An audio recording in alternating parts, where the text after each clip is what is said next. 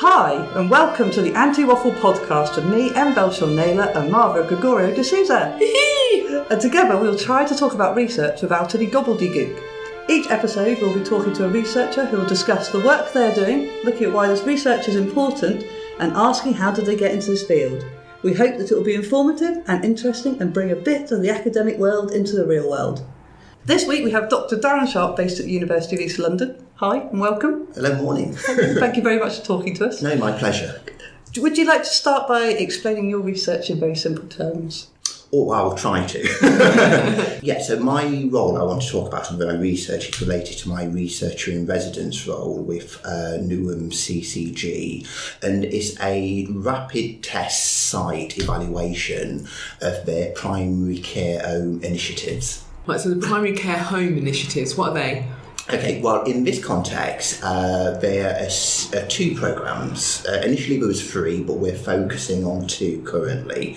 And the primary care home is based on the context of, well, it's wrapped around GP surgeries and wrapped around populations anywhere between 40 to 60,000. Right. So it's kind of population level research stroke evaluation. And in essence, what we're trying to do is support GP practices in real terms to improve the services they deliver to their local communities. Right. In this case, we're looking at two particular projects. One is how do we GPs better support patients with complex needs. Yeah. And so we're developing a early intervention really to support a cluster of GP practices in supporting patients with complex needs. Right. Mm-hmm. The other intervention we're looking at is GP accessing streaming, which is about how do you make an appointment and seen by your GP at a time when you need it. So going back to the first one, to the complex needs, bringing the integration together. First of all, can you explain what you mean by the complex needs? What can you give an example? Okay, well, by complex needs, we're talking about patients or individuals with multiple illnesses and multiple problems. Right. So it may be an heart condition and arthritis. Right. It may be dementia and mobility problems. But really, we're talking kind of high-end, where each of their different ailments impact on the other. So in real terms, you've got probably a care plan involving numerous doctors, numerous nurses, a whole platter of medication, and each element of that impacts on the other. Right. And so really you're a regular visitor to your NHS GP surgery or hospital. Right. The second part of your research is about this getting the GP appointments when you need it. It's correct. So how are you looking at that? So this is, I guess, traditionally people would know this about like triaging. And so how do we assess who actually needs, who should be prioritised to see the GP at the time when an appointment is requested? And this has been kind of developed, this type of initiative has been developed across the entire country, and people are used to telephone consultations with your GP when they call you back. Also kind of online advice which is produced through the NHS, so in a sense you can self-care before you go to the GP surgery. Equally, maybe you're directed for social prescribing, so maybe your problem isn't a medical problem, it's a social derived problem like isolation, for example. It may be that a garden club is more appropriate than medication, for instance. And so the initiative we're kind of piloting actually brings all that together, and it's quite new for Newham in terms of bringing the online, you can say it's an online front door to your surgery, where you've got information, so you're potentially able to kind of care for yourself, or failing might even have a conversation with your pharmacist, what they can treat you with or direct you for treatment. But equally, you're able to kind of speed up your appointment also to see your GP. And that's on the basis of people what would have normally got an appointment, now they've kind of either gone direct to the pharmacist, or they've gone directly to a community support group, what can deal with their issues, which in theory, it frees up the space. With the GP access streaming, It sounds like some aspects of it, like you were saying, like going online, it sounds like it's like one step up from Googling what the answer could be or what your problems could be. And I thought that most doctors frowned upon that, because whenever I go into an appointment and I say, I think I've got this and this and this, and they, they're kind of like, oh, you've been Googling it. You've been Googling. I would say it's about 5 steps up from the Google search. And so what you've got is kind of validated, trusted information, empirical information, which is provided to you as a patient or as a citizen, and really it prompts you to ask yourself a number of questions about a complaint or ailment in which you want to go and see your GP about, and it does actually encourage you to then make an appointment if you feel that is escalated or is that serious. Equally, it directs you to A&E as well if your ailments are that serious. But also it tells you how to care for yourself. And part of that message is going to see another healthcare professional other than your GP. So how do you start the process? Is it people are directed to start off looking at a website before they call a GP, or do they ring up and... Well, this is an interesting feature of the actual evaluation we're running, because you could say there's 6 GP surgeries which has adopted this package. Traditionally, some of these GP surgeries have been using elements of it, so some of them may have already been doing the website element, but they hadn't trained an internal navigator, the individual saying, okay, if you want to access a community service, this is the telephone number, this is where the nearest is to your postcode, to where you live.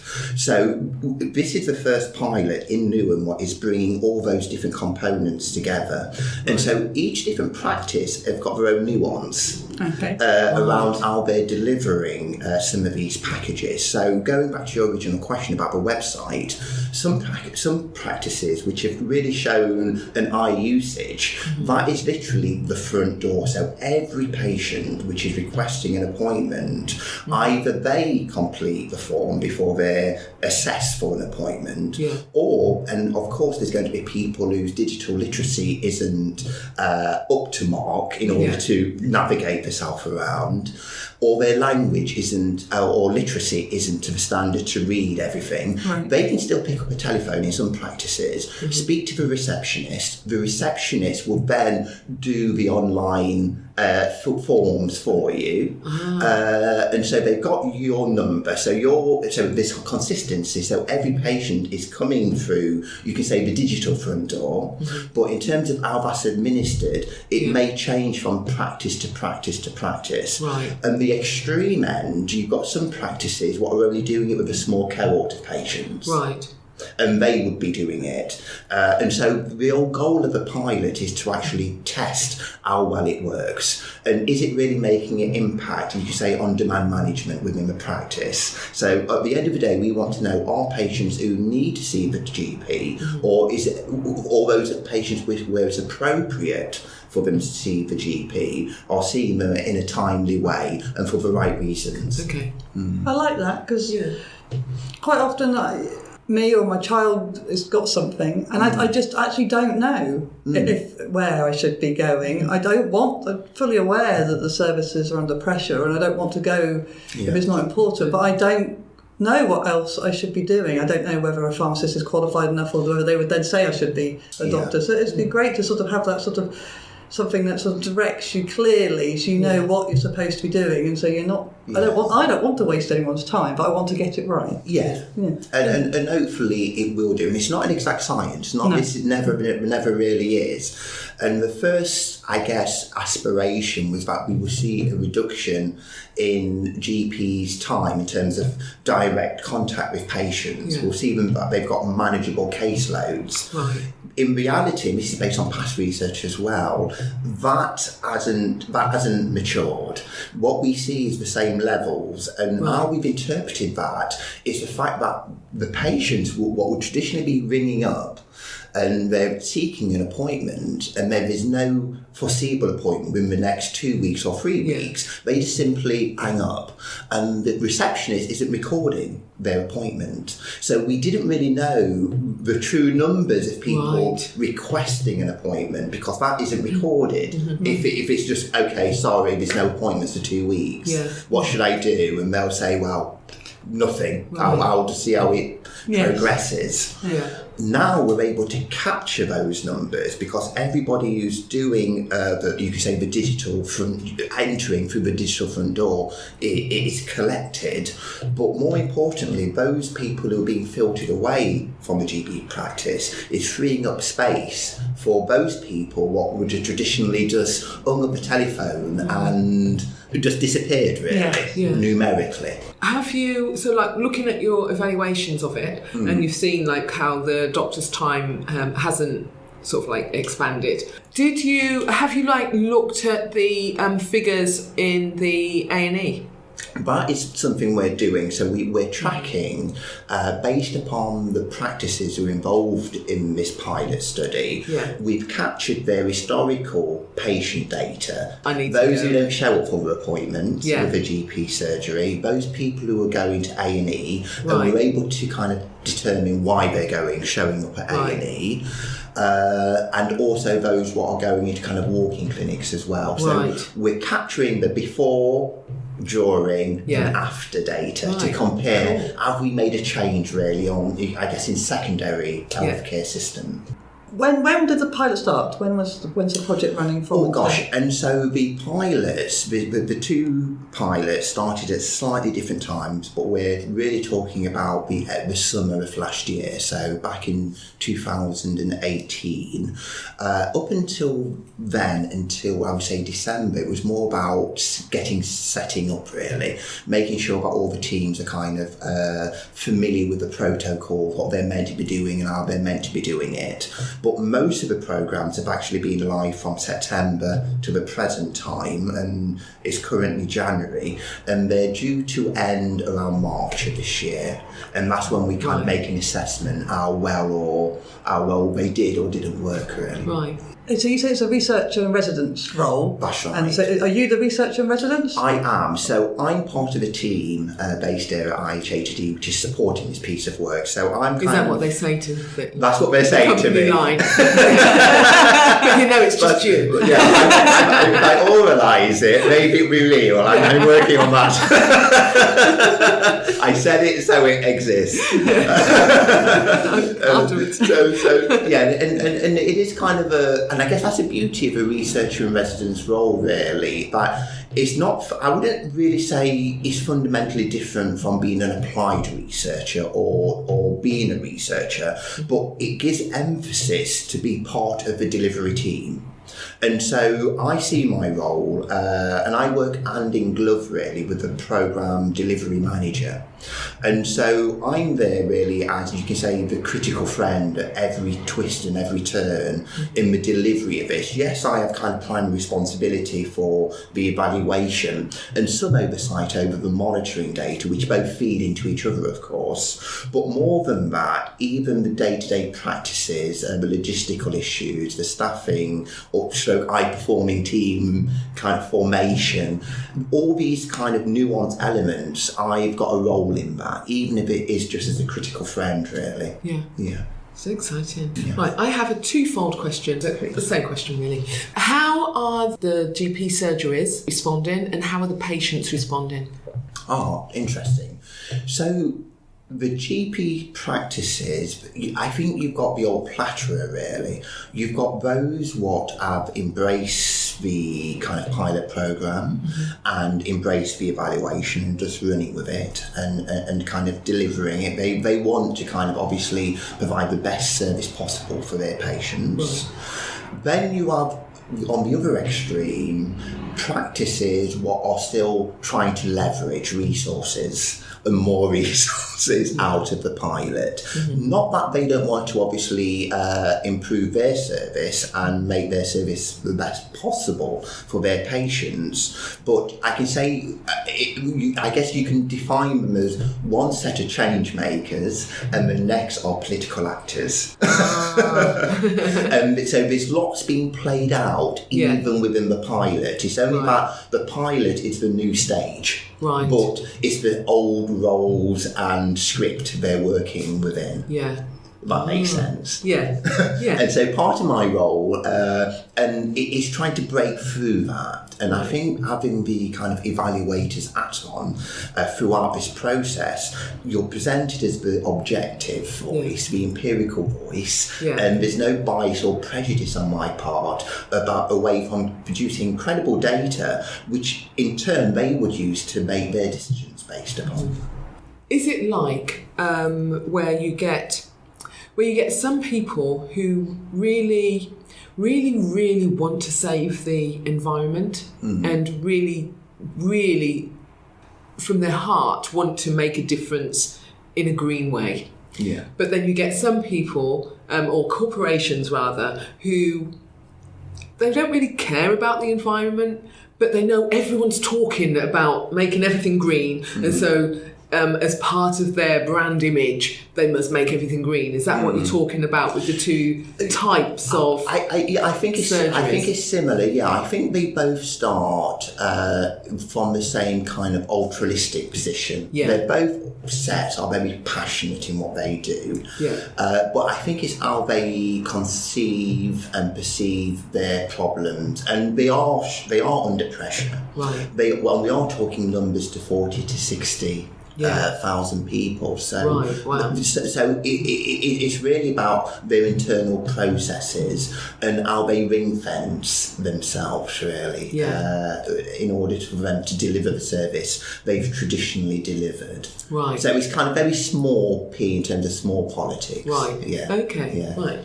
And the patients? And the patients, again, I need to kind of re-engage with the patients. But in terms of a complex case, I know we've received lots of kind of positive feedback and response from the patients and the patients' carers actually to date. And the fact that it's kind of early intervention and it's all premised around developing or reviewing their care plan. Right. Making sure they're accessing both health care as well as social care. And that may be just like transport to and from hospital appointments. Yeah. It may be that their scooter needs its MOT. Right. And is fit for purpose for them. And it's also their medication review. Is your certain set of medication, is it working successfully for you? Do we need to tweak anything? So a lot of the patients and the carers of these patients have appreciated that early intervention when we've asked them to come in to talk about their ongoing care plan. Right. Because I always say it, I know our listeners are probably getting bored of me saying it, but the NHS is brilliant. I love it. But it does need work. It's not perfect, but it is worth fixing. And if I could just say, and I agree with you, and I think that the fact that we can shine a spotlight on pockets of innovation is fantastic. But the goal of this pilot is once it's been tested in these two sites and we've learned what we need to tweak and what works, it both will then be rolled out across Newham. So all the GP practices will benefit from this intense, rapid period. I guess the major struggle is just really engaging the GP practices, and that goes back to the reason why we're doing this around demand management. But evaluation and monitoring is a kind of a tag on. It's an additional time, additional burden on an already strained local practice. And so it's being mindful and navigating and respecting what their mission is, their time to fulfil that mission, as well as collecting evidence to hopefully give them more time at the end to do what they've set out to do. So how did you get into this area of research? What's your background leading here? Okay, so I'm a trained sociologist, stroke cultural anthropologist. And so, a sociologist really, like an anthropologist, we study structures and systems and the meaning and understanding people give to those systems and structures in society. So how things work. Yeah. So that is what really kind of galvanises me and interests me as a practitioner. And I spent time actually studying in America as part of my undergraduate study when I was trained to be a sociologist. But the strange thing about American training, that they only train medical sociologists as opposed to the general traditional sociologist. And so that was my first, you can become a medical sociologist? What is a medical sociologist? And it's not that different actually to the researcher in residence model, where basically you are that empirical investigator embedded in a team of practice, whatever that team of practice may be. In this instance, we're talking about the healthcare system, but it could be in a completely different industry. Right. And so that was kind of my first kind of insight into medical kind of sociology. But I came back to the UK, finished off my degrees, qualified in my PhD, and I then started to do applied social research predominantly. And again, applied social research is very much like the research in residence role, where you're not locked away in a darkened room, producing kind of scholarly work, grand theories, which only you share with another academic or what sits on a shelf.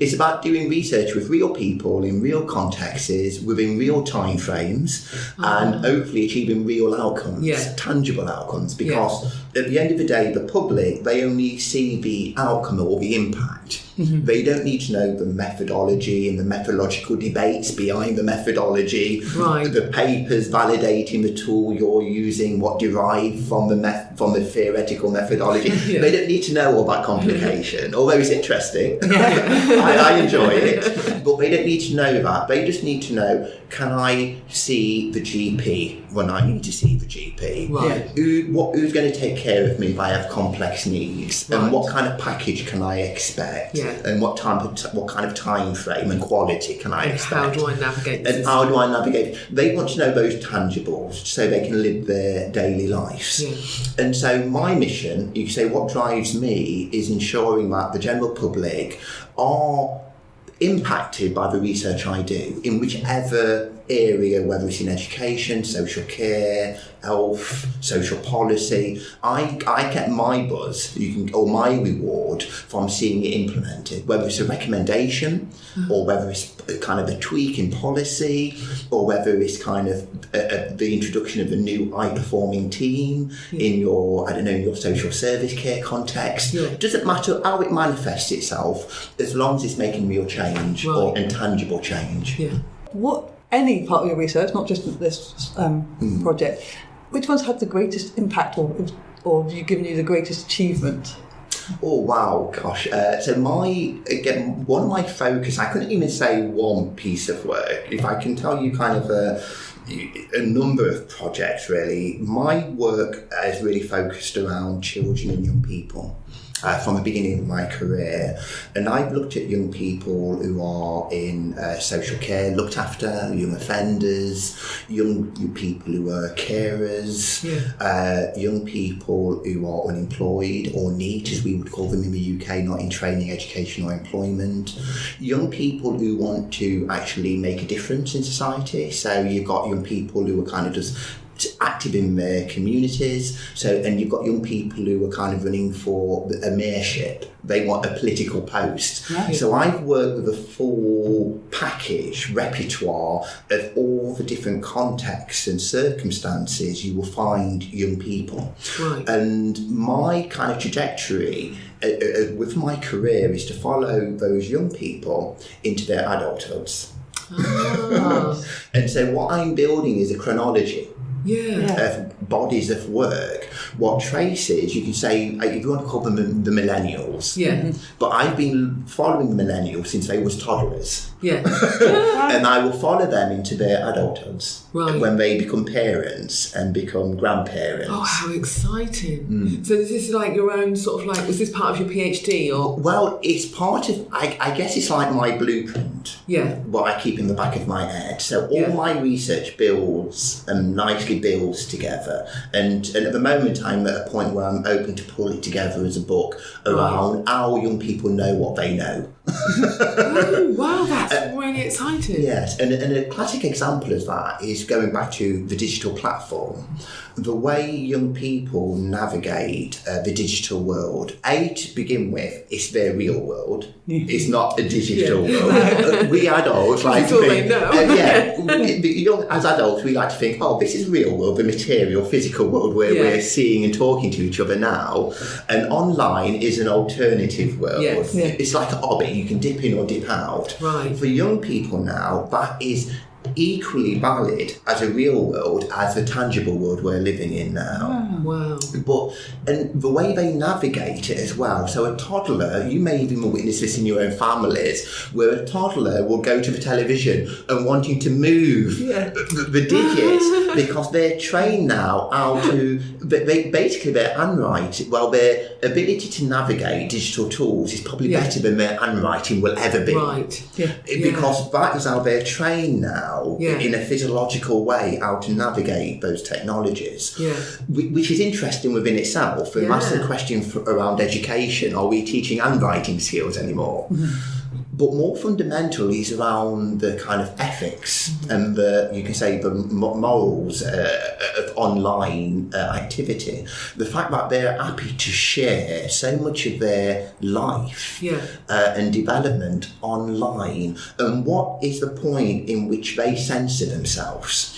And what is the point in which as adults we censor ourselves or want to censor young people? What point is, you could say, digital ethics at a national level and global level. All these things are out of sync, let alone the fact that as an employee now, and I'm guilty of it, if I'm employing a new research assistant, I'm looking at their application form, but I'm also looking at their Facebook account. And so and you've got young people now who are very versed in giving everything online. Again, how much do they know that will impact their adult lives? And how much in terms of society as an employer should you be looking into somebody's Facebook to determine whether they can fulfil the role you're interviewing them for? All these things need to be married up. And at the moment they're not. And it's only going to intensify, it's not going to lessen, it's only going to increase as we go forwards. And then the flip side to that, so you've got these very versed toddlers, which are now parents. What values will they transmit to their children in relation to digital culture? I guess that's my pet project, so to speak, and I kind of try to bring any learning or any projects under that kind of label or umbrella. I love it. And you say you're hoping to put it to a book? That's right. So this year, one of my goals is to do a book proposal. I'm going to write the book nonetheless. I should. And hopefully a book contract will follow. But it is really about, and it's kind of setting the scene for some of these big questions really around young people and youth. And it's not so much about finger pointing and blaming and labelling. It's kind of looking at the reality of some of the kind of global issues we're confronting, and then looking at where do young people fit into that. But more importantly, and this is drawing on the research, how young people know what they think they know, like any generation. And I always trace it back to like the 1960s free-loving hippie parents who were just kind of taken off the kind of ilk of the 1950s kind of post-war traditional conservatives parenthood, what they'd experienced. They then produced subsequent generations, which I guess have got more consumer-driven and more selfish as they've gone along, and you can trace it back to the baby boomers, the 1960s rebels, to be quite honest, to where we're at today when we're saying that young people aren't responsible. And rather than me saying, okay, this is right or wrong, or they're to blame, you can trace the trajectory. You can see how this generation was made by subsequent generations, and how they were made by subsequent generations. Final question, and this is going back to your research and residence project. Yes. If you had to sum up why this is important to the public, could you do that in a sort of paragraph? Okay. Well, I think Newham, in particular, it's not unique, but Newham is typical of those super diverse communities where there's lots of social inequality. There's obviously lots of opportunity and growth and lots of assets to be found within the community, but nonetheless, in terms of public services and the demand on those public services, there's lots of strain and there's lots of inequality. And so the beauty of this programme, it's not offering radical change, it's about how we enhance services so we make it as applicable, as accessible, and at a point where it's needed for local residents. And like elsewhere in the country, but in Newham in particular, these types of services are really needed.